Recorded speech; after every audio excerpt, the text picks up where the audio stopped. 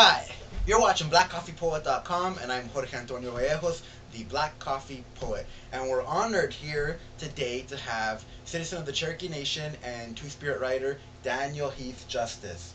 Thank you very much for joining us, Daniel. Thank you. I'm thrilled to be here. Well, this week on BlackCoffeePoet.com, it's the final week of Aboriginal History Month, and what we're doing is celebrating Queer Indigenous Voices. What you're going to have this week is a review of International Queer Indigenous Voices. It's a special issue by the Yellow Medicine Review, which is a American publication out of the University of Minnesota, I believe. And this is an important issue. It's got all Indigenous writers from North America, from Polynesia, from Guam, from around the world, international people who are, not even thought of as Indigenous, or people who aren't even known in the world, but they're Indigenous.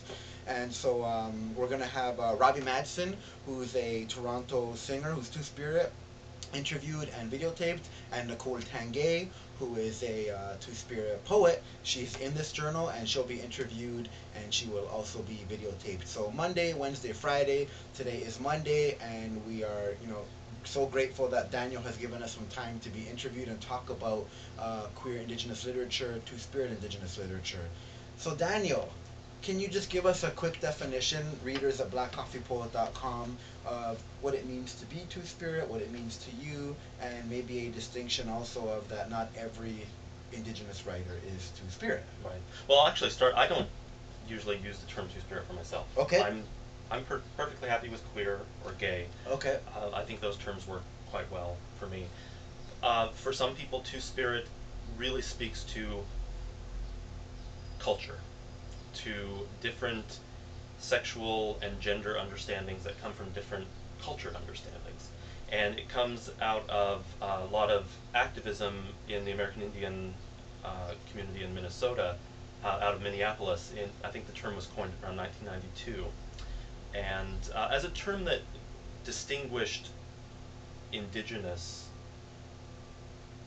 people from other folks and their understandings of gender and sexuality, which aren't necessarily the same. So gay carries with it a lot of stereotypes and assumptions that Two-Spirit doesn't necessarily, or Winkday doesn't, or other culturally specific terms that have histories of their own that aren't necessarily connected with the gendered assumptions that come from European sexuality and gender.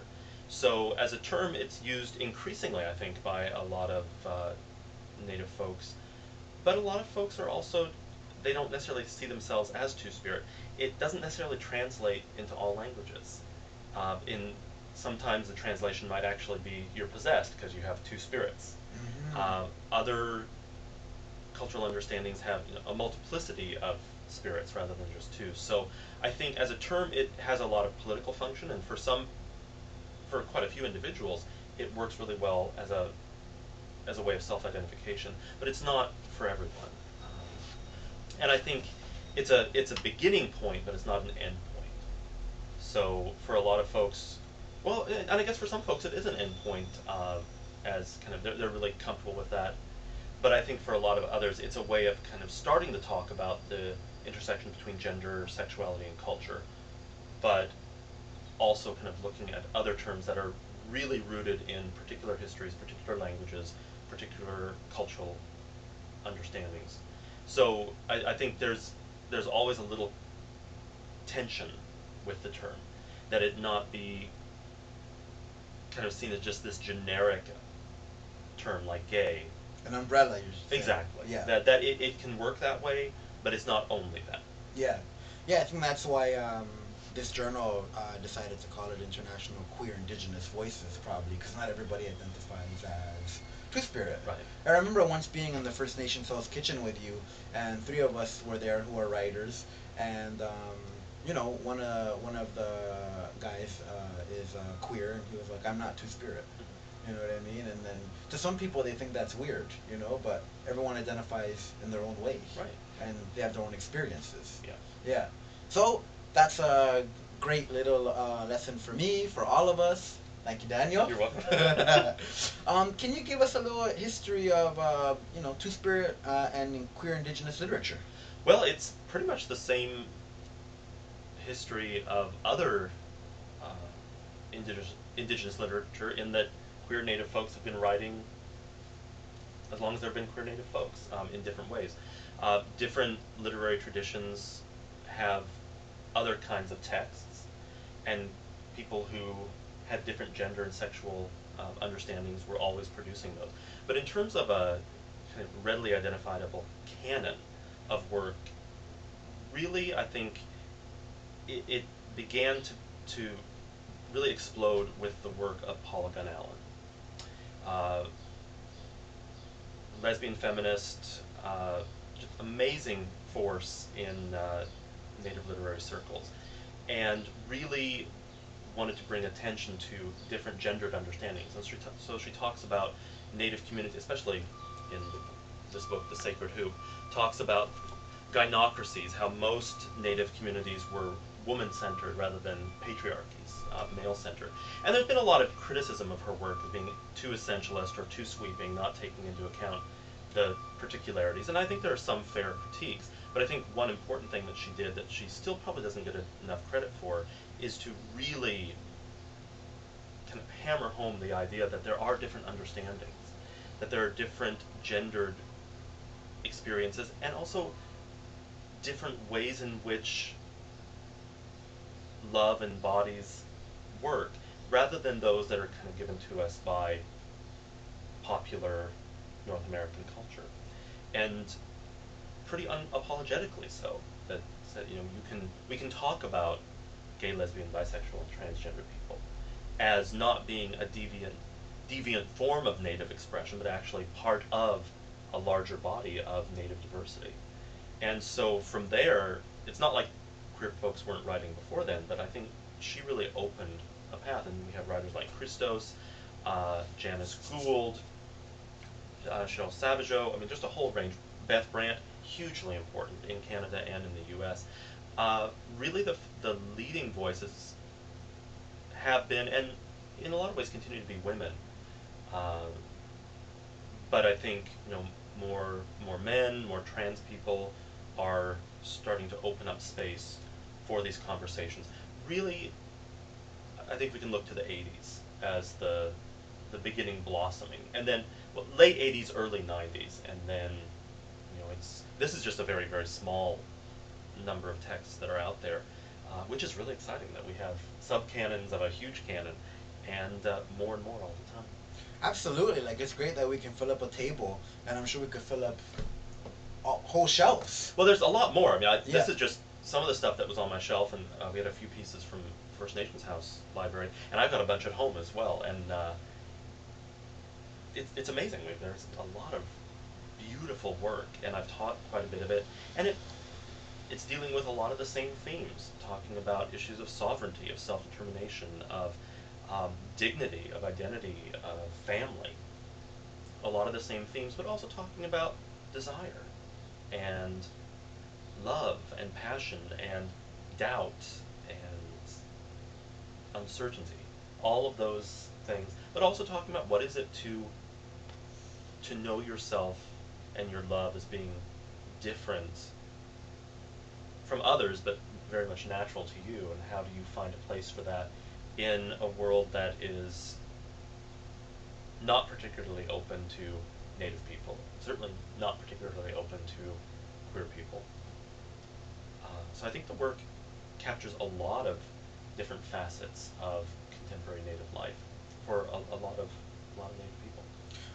Do you see, because we've got a lot of books here, and a lot of them are with small presses, do you see the mainstream presses starting to really take a look at queer indigenous literature?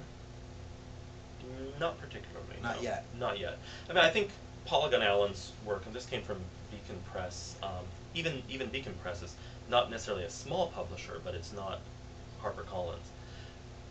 No, I think there is room, and I think there's kind of slight opening for it, but I think still it's, like a lot of these are small poetry publishers or university presses. A lot of these are from university presses, so I think they're finding a place, but I think there's a lot more room to expand. Yeah. But slowly but surely, things are growing and things are getting better. Absolutely, absolutely. And there are a lot more works like that collection. There's a recent collection of critical works, academic works, on queer indigenous studies that just came out. And that's right here, right? No, well, this is a special issue of a journal, the Gay and Lesbian, the GLQ, a journal of gay and lesbian studies that came you out. co-edited. I was myself, Mark Rifkin, and Bethany Schneider. So that's one, but there's actually a book from University of Arizona Press that's called Queer Indigenous Studies, and it's also takes up a lot of the same issues. And then there's a forthcoming book, a collection of queer and two-spirit creative work that I'm fortunate to be co-editor on with Coley Driscoll, Lisa Tatanetti, and Deborah Miranda. And that's coming out in October. In October, yeah. From what press? University of Arizona Press. It's a companion volume to the Queer Indigenous Studies volume. So what's the exact title going to be? Sovereign Erotics, I believe. Sovereign Erotics. I think we're going to have that on blackcoffeepoet.com. So Daniel, you just came out with a book, The Way of Thorn and Thunder, from New Mexico Press. Just came out a month ago? Yeah, almost exactly. Can you give us a quick synopsis of the book? It's kind of, well, it's an epic indigenous fantasy. It's a removal story, kind of been compared to Lord of the Rings gone indigenous. But it's a story about indigenous peoples in a secondary world who are trying to hold on to their lands and their cultural ties in the face of a really powerful force that's trying to remove them from those lands. Okay. And to sever those ties. And it's based loosely on the Cherokee Trail of Tears? Very loosely, yeah. Okay. It's a removal story. It deals with Eastern Woodlands histories of removal. Okay. It's going to be dealing with Cherokee Yeah. resonances, but it's set in another world entirely. But it certainly invokes a lot of the experiences of the Cherokee removal. Cool. Well, the first book I reviewed for Redwire magazine years ago. You can check that out online, and grab the new full compilation together, The Way of Thorn and Thunder from New Mexico Press. Yes, it's available also as a trilogy. Originally, it was a trilogy from Kegadon's Press, which is a small Aboriginal publisher here in Canada, and now it's available from the University of New Mexico Press as a single. Huge volume, almost as big as War and Peace. Hopefully more fun. Way more fun. So we'll have a week on Daniel's book in the very near future also. So can we just show readers some of these books? You take one side, I'll take one side, and just recommend some books to readers, to followers of blackcoffeepoet.com. Yeah, absolutely. Where to start though? So Beth Brand, I mentioned, one of the most important figures early on. A couple of her books, A Gathering of Spirit, which is a collection by North American Indian women, and this is a really important collection. And a lot of the women who are in it are queer, lesbian, two-spirited women writers, and a lot of them were not professional writers. This is, they're professional writers, but also women who are just finding their voices for the first time. She also has a brilliant book, Writing as Witness, Essay and Talk, and this one, it's just beautiful. I've taught it a few times, and students really respond well to it. Janice Gould, I don't have her most recent book of poetry. An absolutely brilliant poet. Actually, most of the poets here are all the poets here are amazing. But Janice and Gregory Schofield, Cheryl Savageau, Coley Driscoll, James Thomas Stevens. It goes on and on. Oh yeah, Coley's book. Coley Driscoll right here. It goes on and on and on. That's just amazing work by really brave, powerful, poetic voices. This is Gregory Schofield. He's one of my favorite.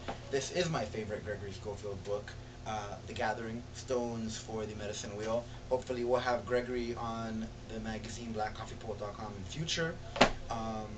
This is my all-time favorite poetry book. This is why blackcoffeepoet.com is here. I never liked poetry before. I used to say I hate poetry. I used to tell Daniel that. Now I'm a poet, and it's largely due to reading this book, Not Vanishing by Christos. I honor Christos by wearing this t-shirt that I had made of the book.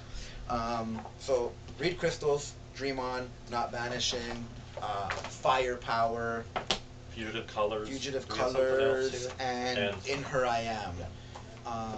Yeah, so, but there's just so many people here. I had the Womack, pleasure of meeting Craig Womack through Daniel Justice. Daniel brought him here to the University of Toronto once. Great guy.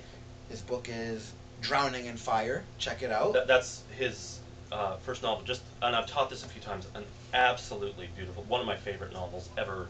It's just beautiful. It's set in Oklahoma. And what's interesting about this book is it's a two-part, well, multiple parts, but there are two main threads. One, contemporary Muskogee Creek guy who is kind of coming out and coming to love with another Creek man in Oklahoma, but also the story of his Aunt Lucy and her struggles against discrimination. She's a blues performer.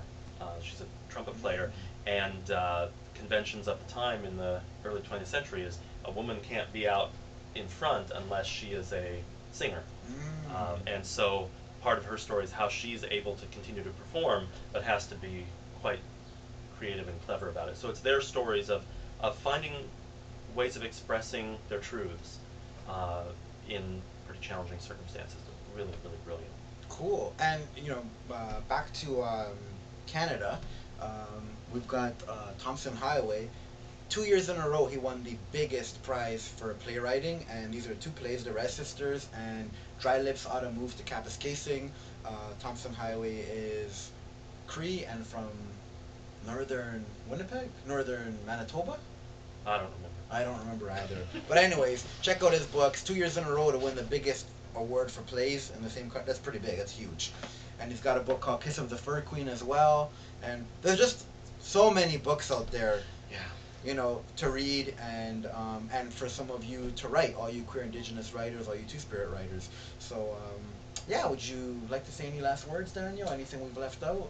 Well, there's a lot we've left out. There's so many other works out there, but I just really encourage folks who are interested, whether they're Indigenous or not, whether they're queer or not, to pick up some of these works by these writers and to really get a sense of the diversity that's out there in terms of Native expressions of culture and sexuality and life and love. And I think the work is beautiful and brilliant, and there's more of it all the time. Yeah, every year there's new books coming out. And the good thing is that now journals are doing special issues, such as Yellow Medicine Review, which will be featured this week. The review is under this video, and then we'll have some people who've been in it interviewed and reading for the Friday. Monday, Wednesday, Friday. Thank you very much for joining us at blackcoffeepoet.com. Facebook friend me, I am Black Coffee Poet. I just started a Twitter feed also, Black Coffee Poet.